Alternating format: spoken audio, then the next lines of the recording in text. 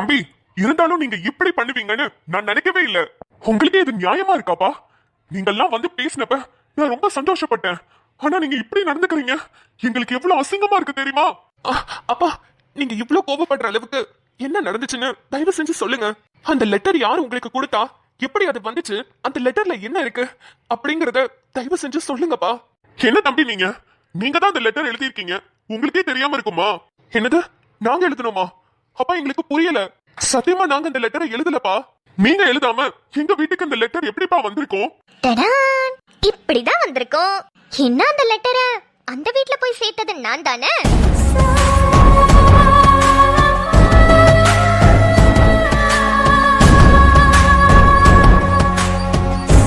சுடரமா தம்பி, எனக்கும் தெரியலப்பா. இந்த லெட்டர் எப்படி வந்துச்சுன்னு எனக்கு தெரியல. ஆனா ஒரு விஷயம் நான் சொல்றேன், நீங்க பெரிய ஆளுங்க தான், ஊர்ல இருக்கிற நிறைய பேருக்கு நல்லது செய்வீங்கன்னு தெரியும். ஆனா நாங்க எதுவுமே கேட்காம நீங்க எதுக்குப்பா இதெல்லாம் செய்யணும்? அப்படின்னா என்ன அர்த்தம்ப்பா? நாங்க உங்ககிட்ட வரதட்சணையோ இல்ல வேற எதுவுமே எதிர்பார்க்கலையே. ஆனா நீங்க எதுக்காக இப்படி எல்லாம் எழுதியிருக்கீங்கன்னு தான் எனக்கு புரியல. சுடரமா, என்ன எழுதியிருக்கு? நீங்க சொல்றது என்னன்னு எனக்கு புரியல. நீங்க எழுதுனது உங்களுக்கே தெரியலையா? நானே படிச்சு காட்டுறேன், நல்லா கேளுங்க. உங்க வீட்டு பையனை எங்க வீட்டுக்கு மருமகன் ஆக்குறதுல எங்களுக்கு ரொம்ப சந்தோஷம். இதனால உங்களுக்கு கிடைக்கிற நன்மைகள் என்னன்னா, அழகா உங்களுக்கு ஒரு வீடு கட்டி தரோம், உங்களோட மெஸ்ஸ பெரிய ஹோட்டல் ஆக்கி தரோம். அது மட்டும் இல்ல, உங்களோட வாழ்வாதாரத்துக்கு நல்ல வழியா ஏற்பாடு பண்ணி தரோம். இது எல்லாமே உங்க வீட்டு பையன் எங்க வீட்டு பொண்ணை கல்யாணம் பண்ணா கண்டிப்பா நாங்க எல்லாமே உங்களுக்கு பண்ணி தரோம். அப்படியே எங்களுக்கு இன்னொரு ஆசையும் இருக்கு. உங்க வீட்டு பையனை எங்க வீட்டுல வெறும் மருமகனா மட்டும் இல்லாம எங்க வீட்டோட மாப்பிள்ளையா வச்சுக்கிறதுக்கும் எங்களுக்கு ரொம்பவே விருப்பமா இருக்கு. அதை நீங்க செஞ்சீங்கன்னா இதெல்லாம் உங்களுக்கு கண்டிப்பா கிடைக்கும்னு எழுதிருக்கீங்க.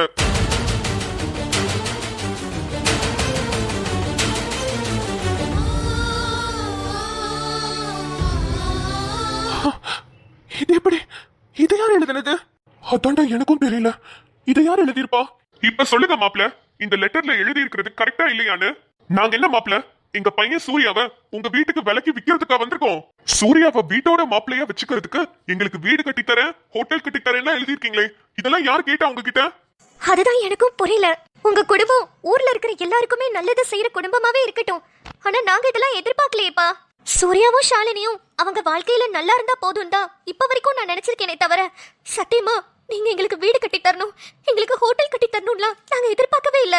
அது மட்டும் இல்லாம வீட்டோட மாப்பிள்ளையால வரணும்னு இப்பவே கண்டிஷன் போடுறீங்க. எங்க வீட்டு பையனுக்கே இந்த நிலைமைனா அப்ப எங்க பொண்ணு நீங்க எல்லாம் எப்படி வச்சிருக்கீங்க?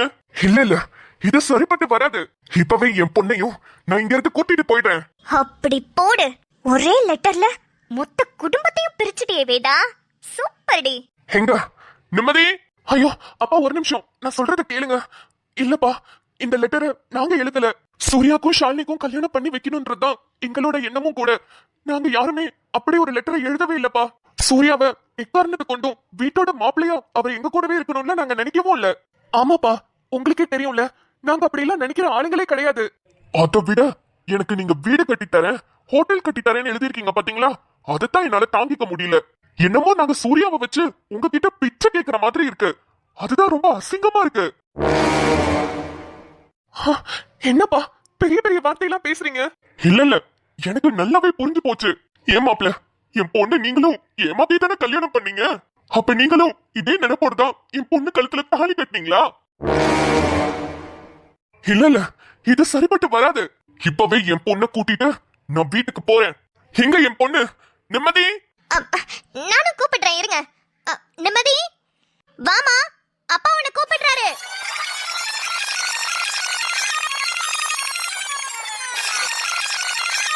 நிம்மதி, சீக்கிரம் வா, அப்பா உன்னை கூப்பிடுறாருல, வாமா.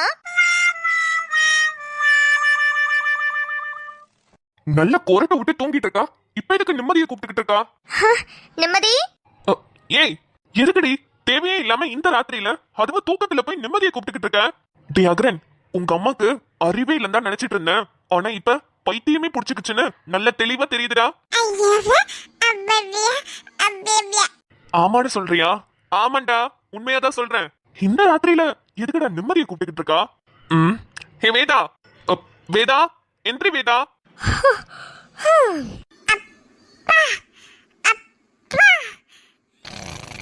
என்னடா தங்கம், அப்பாவை கூப்பிடுறீங்களா? என்ன வேணும்? இன்னும் தூங்காம முழிச்சிட்டு இருக்கீங்க. சீக்கிரம் தூங்குங்க. உங்க அம்மாவை பாத்தீங்களா? என்கிட்ட தள்ளிட்டு நல்லா கொரட்டை விட்டு தூங்கிட்டு இருக்கா. இதுல பத்தாததுக்குன்னு ஏதோ கனவு வேற கண்டிருப்பா போல. நிம்மதின்னு வேற கத்துக்கிட்டு இருக்கா. சாதாரண நாளே அந்த பொண்ணு கரிச்சு கொட்டிட்டு இருப்பான். இதுல கனவு வேற. இதோ எந்திரிச்சிட்டா, கேப்போம். ஏ வேதா. என்னங்க இங்க உட்கார்ந்திருக்கீங்க? இங்க உட்காராம என்ன தெருவுலயா போய் உட்காருவாங்க? ஐயோ அது இல்லங்க, எவ்வளோ பெரிய பஞ்சாயத்து நடந்து முடிஞ்சு நிம்மதியை வீட்டை விட்டு வெளியே போயிட்டா. எப்படியும் உங்க தம்பி சோகமா தானே இருப்பாரு, அதான் அவரை போய் சமாதானப்படுத்தலையான்னு கேட்டேன். என்னது, நிம்மதி வீட்டை விட்டு வெளியே போயிடுச்சு, அதனால ஆதி சோகமா இருக்கானா? என்னன்னு தெரியாத மாதிரி கேக்குறீங்க. எவ்வளவு பெரிய பிரச்சனை நடந்துச்சு, நீங்க கூட டென்ஷனா இருந்தீங்களே. ஆமாமா கரெக்ட். நான் கூட ரொம்ப டென்ஷனா இருந்தேன். நிம்மதியும் வீட்டை விட்டு வெளியே போயிருச்சு. பாவம் ஆதியும் சோகமா இருக்கான்ல. ஆமாங்க, என்ன பண்றது, இதுக்குதான் அப்பவே அடிச்சுக்கிட்டேன். என் தங்கச்சி கண்மணிய மட்டும் இந்த வீட்ல ஆதிக்கு கல்யாணம் பண்ணி கொடுத்திருந்தோன்னு வெச்சுக்கோங்க, இந்நேரத்துக்கு குடும்பமா நல்லா ஒன்னா சேர்ந்து ஒற்றுமையா இருந்திருக்கலாம். அப்புறம் அப்புறம்னா நான் என்ன கதையா சொல்லிட்டு இருக்கேன்? ஆமாண்டி, நீ கதை தான் சொல்லிக்கிட்டு இருக்க. என்னங்க பின்ன என்னடி பைத்தியம், தூங்கி எந்திரிச்சு நல்லா ஃப்ரெஷ்ஷா ஒளறிக்கிட்டு இருக்க. ஒளறிக்கிட்டு இருக்கேனா? என்னங்க சொல்றீங்க? அப்பவே சொன்னேன், மத்தியான நேரத்துல தூங்கி தொலையாத பைத்தியம் பிடிக்கும்னு. 24 மணி நேரமும் தூங்கிக்கிட்டு தின்னுக்கிட்டு இருந்தா இப்படித்தாண்டி இருக்கணும். கொஞ்சமாவது எந்திரிச்சு வேலை செய்யணும். ஏற்கனவே பாதி புடிச்சிருந்தது, இப்ப நல்லா முத்திக்கிச்சு போல. என்னங்க சொல்றீங்க? பின்ன என்னடி தூக்கத்துல உளறிக்கிட்டு இருக்க? தூக்கத்துல உளறிட்டு இருந்தனா? ஆமா, நிம்மதி வெளியே போயிட்டான்னு உளறிட்டு இருந்த. ஆமா, அப்படி என்ன கனவு கண்ட? என்னது கனவா?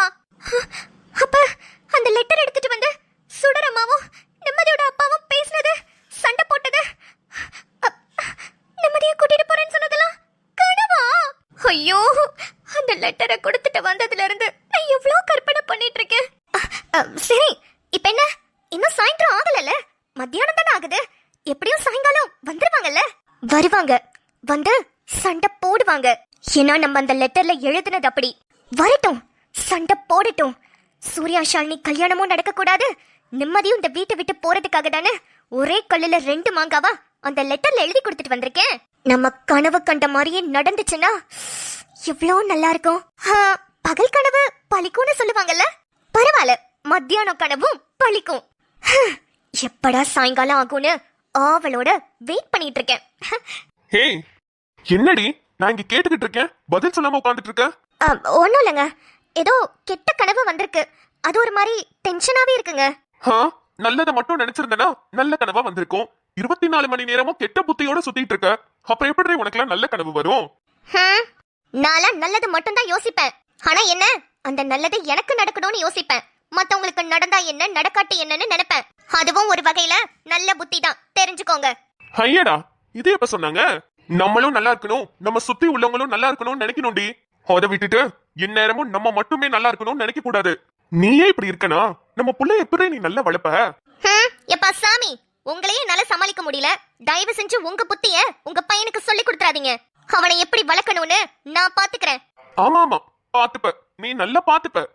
சரி, அதெல்லாம் விடுங்க.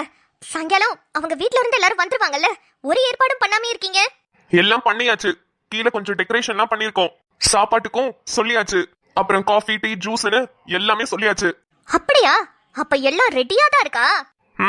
எல்லாம் ரெடியா தான் இருக்கு. நீ மட்டும் தான் ரெடி ஆகணும். போய் ரெடி ஆயிட்டு வா. ரெடி ஆகுறேங்க. அந்த லெட்டரை படிச்சுட்டு வந்த நிம்மதியோட அப்பாவும் சுடரமாவும் வந்து சண்டை போட்டு இந்த கல்யாணம் நின்னு நிம்மதியும் கூட்டிட்டு போறதுக்காக கண்டிப்பா நான் ரெடி ஆகணும்ல. ரெடி ஆயிட்டு வரேன், ஜாலியா ரெடி ஆயிட்டு வரேன். நல்ல ஜம்முன்னு பட்டு புடவையில நிறைய நகையெல்லாம் போட்டுட்டு வரேன். இந்நேரத்துக்கு அவர் அந்த லெட்டரை படிச்சிருப்பாரு. வீட்டுல சுடரமாவும் அவங்க வீட்டுக்காரும் சண்டை போட்டுக்கிட்டு இருப்பாங்க. சூர்யா சமாளிக்க முடியாம திண்டாடிக்கிட்டு இருப்பான். 3 பேரும் வீட்டுக்கு வர்றத, சண்டை போடுறத கண்கொள்ளா காட்சியா இருக்கும் பாக்குறதுக்கு.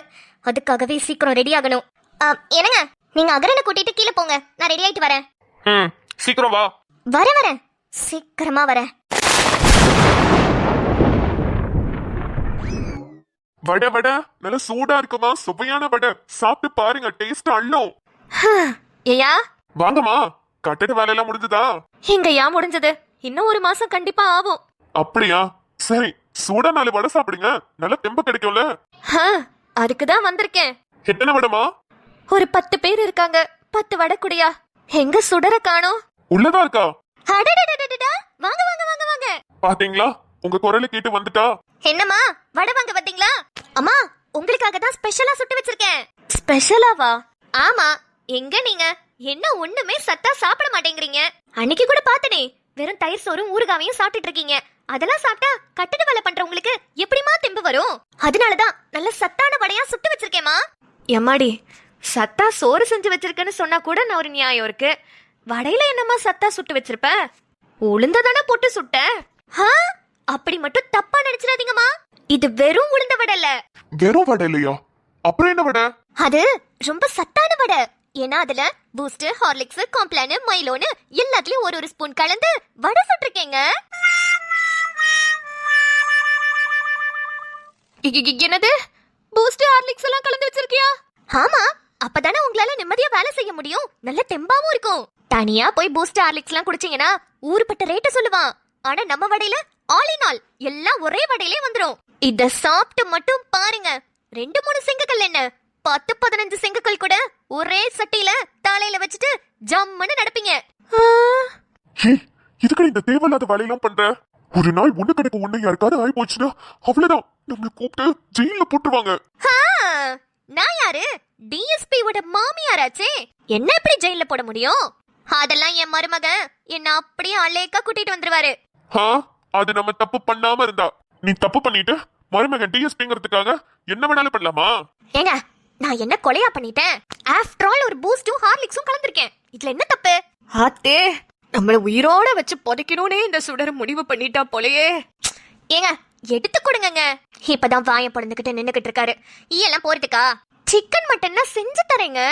ஈய போய் நான்வெஜ் நினைச்சு சாப்பிடுறீங்க பாருங்க. ஏன்டி இப்படி பண்ற? எனக்கே பக்கு பக்குன்னு இருக்கு. ஐயா, ஒரு 10 வடைய கட்டியா, இல்லன்னா அந்த சுடர் புள்ள கண்டிப்பா விடாது. கட்டுறேமா, கட்டுறேன். கட்டுறதுக்கு பேப்பர் ஒண்ணும் இல்ல. கல்லால ஏதோ பேப்பர் கிடைக்கு, அதுலயே மடிச்சு கொடுத்துருவோம். ஆமா, இந்த பேப்பர் எங்க வைக்கிறது? சூர்யாவோட அப்பா கல்லால தானே எப்போதும் இருப்பாரு.